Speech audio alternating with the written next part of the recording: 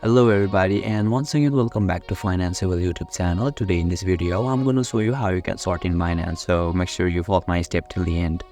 First of all, you need to click on future just down below shown in the screen, and you'll be able to see an interface where you can see BTC USDT.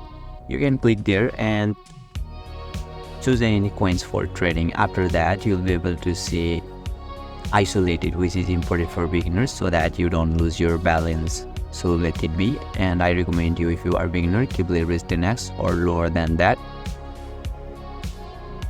Now at right you can see 0.00 USDT. Make sure you have balance before trading. You can click on there and transfer it on your futures.